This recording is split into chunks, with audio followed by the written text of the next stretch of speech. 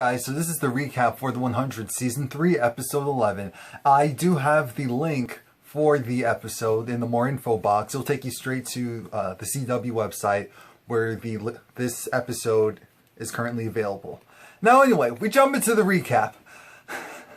It's going to be centered around a couple of things. Essentially, they have Raven. You know, Monty, Bellamy, Clark, Jasper, Octavia, Sinclair. They have Raven, and they have to take her somewhere so that they can go and figure out how are they going to get the AI silicone solution out of her. Now, Clark decides, in her infinite wisdom, she needs to go somewhere where they can do this secretly and in private, because the issue is that they have to keep Raven from figuring out where she is. If Raven can figure out where she is, that'll let Anna know that, okay, I'm at such and such, come and get me. Come and get me, come and get me, come and get me, come and kill them. The reason why it's so important for Raven to go and essentially be controlled by the AI is because Raven's the only one that could stop her. And the AI knows that. That's why she needed her to begin with. It was like, alright, you can go and do all these technological advances for me, and I can make sure that no one can stop me. She thought it was a foolproof plan.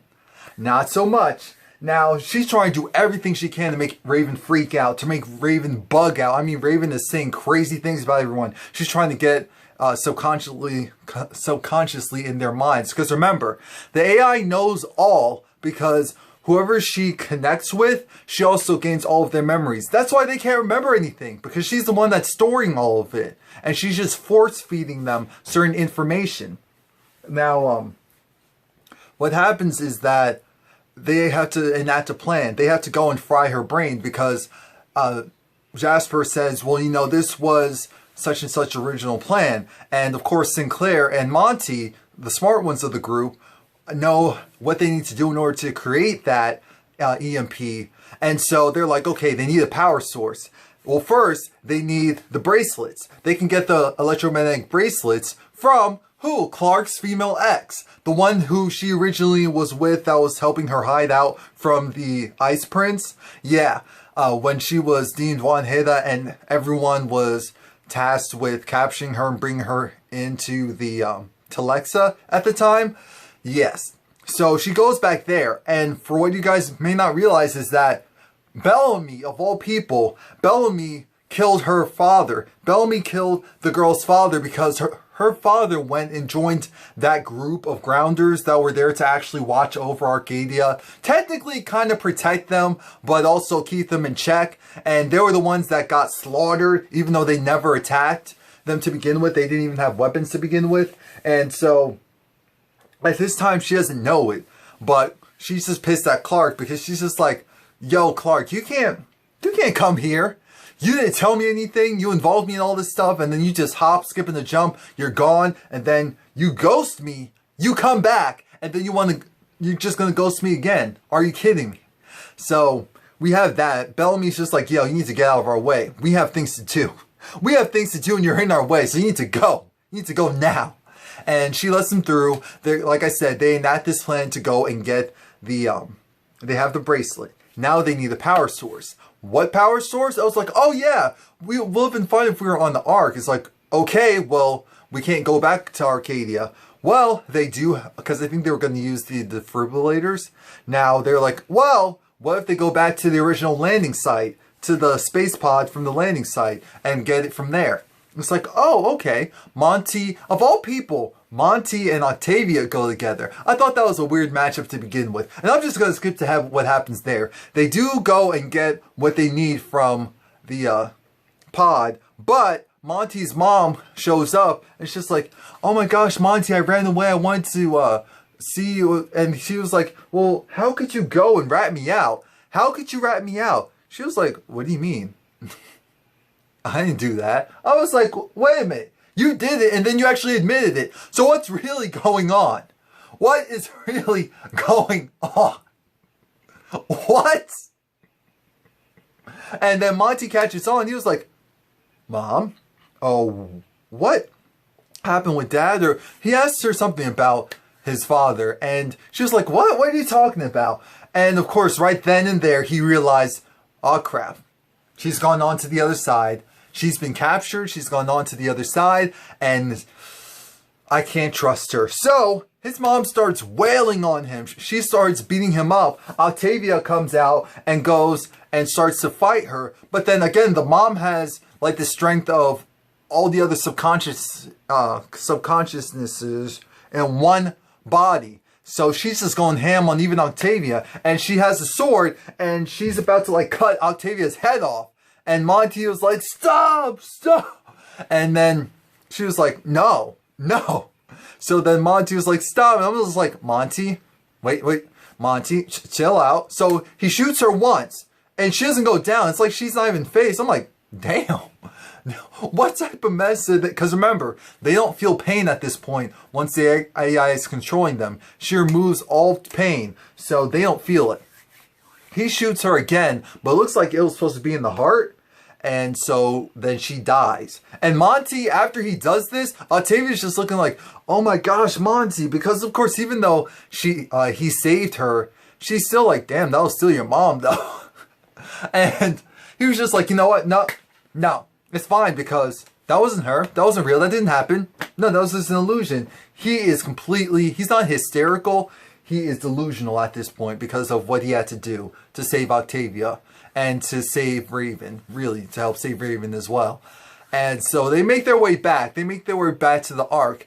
Not to the Ark, to the hiding spot. While that's going on, Raven is talking with Jasper. And Raven's just like, oh, how can you be listening to Clark when Clark was the reason why your girlfriend died? And then Raven was like, Clark, you know, how does it feel? I was like, huh? How does it feel to know that every time you get involved, people die? Every time you try to save people, they die. Every time you try to do anything at all, you become this martyr and people just drop like flies. And it's all because of you. It's all because of you. How do you feel about that? How do you feel about that? I mean, really, how do you feel about that? I'm just like, Raven, stop it, because I know that's you. That may be partially the AI, but it's using your thoughts. Stop it, Raven. Stop it. And Clark tries to go and gag her, and Raven bites her. Now, before all of this, Raven was trying to do everything she could to get out of the bed. And so the AI had her go and actually dislocate her, what do you call it? Because, you know, the AI already had Raven go and slit her wrist. Then she had her go and kind of get loose enough and get enough traction where the cuts were so that then she could go apply pressure and dislocate her shoulder. And then they were like, stop, you need to stop. And so Clark pulled out Lexa's AI chip. And that's when Anne realized, that's the other half of me. It's right there. Give it to me. And it was like, give it here or else your friend's screwed. They were like, just give it to her, Clark. And Clark was like, no. How about this? Raven, give us Raven back in one piece. And I'll make sure to keep it right here. Because if anything happens to Raven, trust and believe you will never, ever, ever see this AI chip ever again. You got it? All right. So, you know, she just calms down. It's just like, I was like, all right, loosen her up. And anyways, Jasper is over it because, like I said, he hates the fact that Clark is back because he blames Clark for everything. Should Jasper blame Clark for everything? No. For a fair amount of the stuff, yes. Because Clark was the one that was like, let's do this, we gotta do this, we gotta do that. And as a result, people did die. So it's not like he was wrong for being upset or feeling pissed. But you know, Jasper, ever since season 1 and part of season 2, we haven't really liked him because he's just been this moody, like, unbearable type. And I'm just over it at this point. At this point, Jasper, we need some more growth and development. You just seem like someone that would just spend your whole day popping pills. Remember, I forgot that Jasper was the type to go steal, raid the medical department, medical supplies, and take the pills himself. I'm like, for what? For what? Anyway, Bellamy, and she's talking about how, you know what, Bellamy? You're not any better than Clark, because at the end of the day, you also kill people or do whatever it takes in your mind to get some form of justice, some very skewed form of justice, because you just feel like you have to belong. You feel like you have to, well, this is my words. You feel like you have to belong, Bellamy. You feel like you need to fight for a purpose. You need to go against something. So you went up against everyone and killed innocent people just because. I mean, really. It really was borderline just because. You know, they were there. They were there. They were doing nothing to you, but, you know, they were there. So, yeah. And when she's divulging all this information about killing all those people at Mount Weather, Clark's ex is just like, wait, it was you? You killed my father. And they're like, yo, you have to get out of here. And because, of course, they know who she is. She's a very popular merchants trader. So they know exactly where her location is. They're like, all right, Raven, you can calm down now because help is on the way. Jasper and Octavia come back by now. And not Jasper, Monty and Octavia come back by now. Monty's over it. Monty doesn't want to deal with anyone because he just killed his mom. And it's just like, it's for y'all? Really? She died because of y'all? So his mom and his dad are both gone. I'm like, damn, are everyone going to lose their parents in this cast? Oh yeah, I forgot to say, by the way, shout out to Octavia for, I forgot how Octavia actually looked. We've gotten so accustomed to seeing her in this whole grounder gear and makeup and look. That I was like, oh, look at Octavia. Fresh face Octavia. I like it. As soon as Lincoln dies, we see the old her. I mean, damn, that was fast. Anyway, they get what they need, and they go and they shoot up Raven, and they shoot up Raven. And right now she's knocked out. I mean, she is knocked out, and she's not waking up. Jasper's like, this AI, just give it to her so that we can get Raven back. And Clark is like, no, give me a knife. I know what I need to do. And Clark goes, cuts Raven's neck, the back of her neck, just like where she saw Lexa had the AI, and it's not really blood. Again, it's like this weird substance is dripping out. It's not necessarily the black blood, but it almost seems like it could be on the verge of the black blood, and it's slowly coming out, but Raven isn't waking up yet. But then more of it comes out, and then they're just like, okay, Raven's back. Raven is back. Everyone's kind of happy because crazy stuff has still happened, still has occurred. They're like, okay, we need to go. We need to go right now. We need to go right now. Clark is trying to tell her ex, you need to go too. Regardless of how you feel about me, thank you for, first of all, for housing us. But regardless of how you feel about me, you need to go. And you know that I'm telling you that for your own good. So, yeah. Raven and Jasper are talking, and Jasper's like, Raven's just like, you know, I'm sorry for what happened and for what I said. And he was like, for you hitting me a couple of times? Because, oh yeah, I forgot to mention, every time Raven was throwing a temper tantrum, she was socking Jasper in the face. She was like, boom, boom. And he was like, no, I meant to do that. See, I told you it was about what she was thinking. Not necessarily that she wanted it to come out, but all of it was really what she was thinking. Let's just be real. Sinclair's just happy to get Raven back because Sinclair's always treated her borderline like a daughter.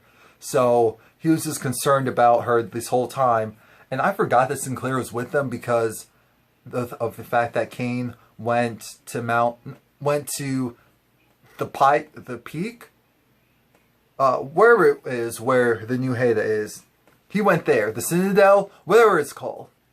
Now, they go, and because Raven's back, they're like, okay, so what's going on? Raven's like, you have the other AI, right? Well, that is the only way to stop Lexa. But, I mean, the only way to stop Anna. But first off, we need to get up and go. The episode ends off with Thelonious talking to Anna in the City of Light. And there's just like, damn, there's a lot of people there now. It's like, look, we're going to have to go and kill all of them because at the end of the day, they're all threats. They're all threats, and we need to stop them. So that's what's going to happen. You hear me? You hear me? I was like, okay. Okay. That was it. Please like, comment, subscribe. Let me know what you think. This episode, I get that it was necessary, but I feel like it was kind of reevaluating all the characters and where they stand. But my whole thing is, the episode almost felt like a filler. I'm not gonna lie, it almost felt like a filler. Let me know what you think. Please like, comment, subscribe. Come back next week.